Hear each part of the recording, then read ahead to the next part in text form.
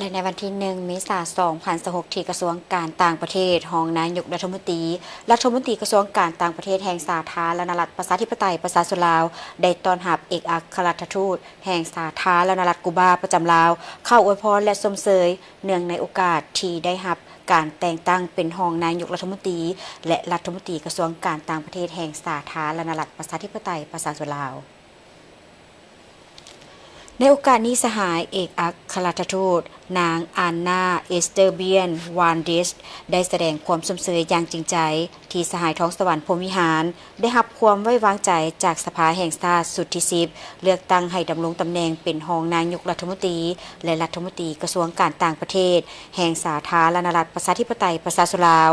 พร้อมนั้นสหายรองนายกรัฐมนตรีท้องสวรรค์พรหมวิหารได้แสดงความขอบใจอย่างจริงใจมายังสหายเอกอัครราชทูตนางอันนาเอสเตเบียนวานเดสที่ได้มาแสดงความชมเชยและอวยพรด้วยตนเองในครั้งนี้พร้อมทั้งได้ตีราคาสูงต่อการพัวพันหัวมือที่มีมวลเสื้ออันดีงามมาแต่ยาวนานระหว่าง2ประเทศสาธารณรัฐประชาธิปไตยประชาชนลาวและสาธารณรัฐกูบาบนพื้นฐานแห่งความเข้าใจ